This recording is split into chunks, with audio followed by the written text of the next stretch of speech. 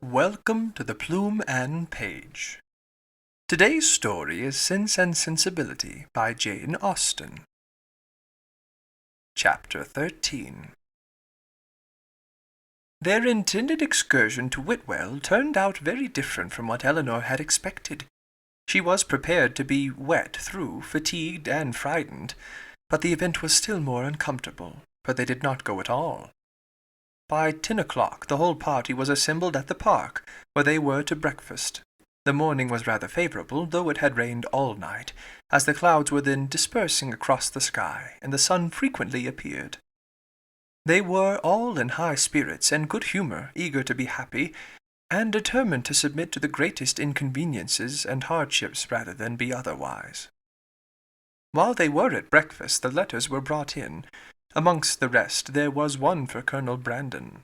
He took it, looked at the direction, changed colour, and immediately left the room. "What is the matter with Brandon?" said Sir John. Nobody could tell. "I hope he has had no bad news," said Lady Middleton. "It must be something extraordinary that could make Colonel Brandon leave my breakfast table so suddenly." In about 5 minutes he returned. "No bad news, Colonel, I hope," said Miss Jennings, as soon as he entered the room.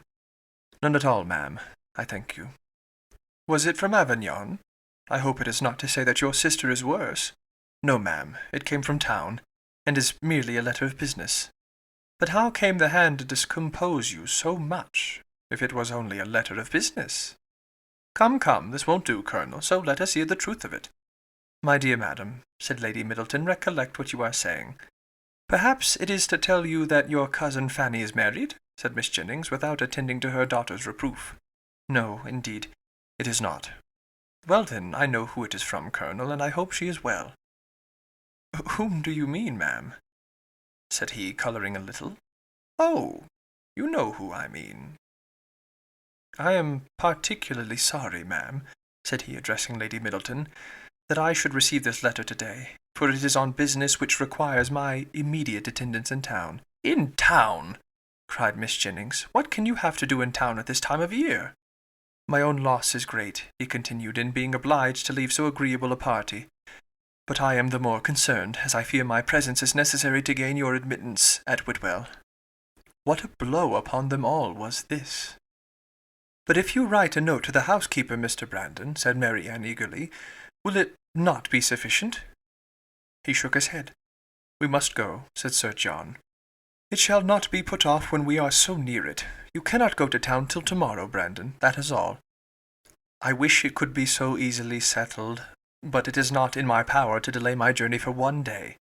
"If you would but let us know what your business is," said Miss Jennings, "we might see whether it could be put off or not."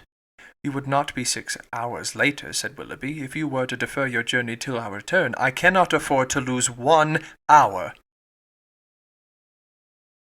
Elinor then heard Willoughby say in a low voice to Marianne, "There are some people who cannot bear a party of pleasure. Brandon is one of them. He was afraid of catching cold, I dare say, and invented this trick for getting out of it. I would lay 50 guineas the letter was of his own writing." "I have no doubt of it," replied Marianne. "There is no persuading you to change your mind, Brandon, I know of old," said Sir John, "when once you are determined on anything. But, however, I hope you will think better of it. Consider, here are the 2 Miss Careys come over from Newton. The 3 Miss Dashwoods walked up from the cottage, and Mr. Willoughby got up 2 hours before his usual time, on purpose to go to Whitwell." Colonel Brandon again repeated his sorrow at being the cause of disappointing the party, but at the same time declared it to be unavoidable. "Well, then, when will you come back again?" "I hope we shall see you at Barton," added her ladyship, "as soon as you can conveniently leave town, and we must put off the party to Whitwell till you return." "You are very obliging, but it is so uncertain when I may have it in my power to return that I dare not engage for it at all." "Oh, he must and shall come back," cried Sir John. "If he is not here by the end of the week, I shall go after him." "Ay, so do, Sir John," cried Miss Jennings, "and then perhaps you may find out what his business is. I do not want to pry into other men's concerns. I suppose it is something he is ashamed of." Colonel Brandon's horses were announced. You do not go to town on horseback, do you?" added Sir John. "No, only to Honiton. I shall then go post." "Well, as you are resolved to go, I wish you a good journey, but you had better change your mind. I assure you it is not in my power." He then took leave of the whole party.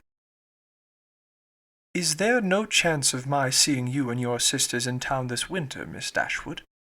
"I am afraid none at all." "Then I must bid you farewell for a longer time than I should wish to do." To Marianne he merely bowed and said nothing. "Come, Colonel," said Miss Jennings, "before you go, do let us know what you are going about." He wished her a good morning, and, attended by Sir John, left the room. The complaints and lamentations which politeness had hitherto restrained now burst forth universally, and they all agreed again and again how provoking it was to be so disappointed. "I can guess what his business is, however," said Miss Jennings exultingly. "Can you, ma'am?" said almost everybody. "Yes, it is about Miss Williams, I am sure." "And who is Miss Williams?" asked Marianne. "What? Do not you know who Miss Williams is? I am sure you must have heard of her before. She is a relation of the Colonel's, my dear, a very near relation. We will not say how near, for fear of shocking the young ladies." Then, lowering her voice a little, she said to Elinor, "She is his natural daughter." "Indeed! Oh, yes, and as like him as she can stare. I dare say the Colonel will leave her all his fortune." When Sir John returned, he joined most heartily in the general regret on so unfortunate an event, concluding, however, by observing that, as they were all got together, they must do something by way of being happy. And after some consultation it was agreed that although happiness could only be enjoyed at Whitwell, they might procure a tolerable composure of mind by driving about the country. The carriages were then ordered. Willoughby's was first, and Marianne never looked happier than when she got into it. He drove through the park very fast, and they were soon out of sight, and nothing more of them was seen till their return, which did not happen till after the return of all the rest. They both seemed delighted with their drive, but said only in general terms that they had kept in the lanes, while the others went on the downs. It was settled that there should be a dance in the evening, and that everybody should be extremely merry all day long. Some more of the Careys came to dinner, and they had the pleasure of sitting down nearly 20 to table, which Sir John observed with great contentment. Willoughby took his usual place between the two elder Miss Dashwoods. Miss Jennings sat on Elinor's right hand, and they had not been long seated before she leant behind her and Willoughby, and said to Marianne, loud enough for them both to hear, "I have found you out in spite of all your tricks. I know where you spent the morning." Marianne coloured, and replied very hastily, "Where, pray?" "Did not you know," said Willoughby, "that we had been out in my curricle?" Yes, Mr. Imprudence, I know that very well, and I was determined to find out where you had been too." "I hope you like your house, Miss Marianne. It is a very large one, I know, and when I come to see you, I hope you will have new furnished it, for it wanted it very much when I was there 6 years ago." Marianne turned away in great confusion. Miss Jennings laughed heartily, and Elinor found that in her resolution to know where they had been, she had actually made her own woman inquire of Mr. Willoughby's groom, and that she had by that method been informed that they had gone to Allenham, and spent a considerable time there in walking about the garden and going all over the house. Elinor could hardly believe this to be true, as it seemed very unlikely that Willoughby should propose, or Marianne consent, to enter the house while Miss Smith was in it, with whom Marianne had not the smallest acquaintance. As soon as they left the dining-room, Elinor inquired of her about it, and great was her surprise when she found that every circumstance related by Miss Jennings was perfectly true.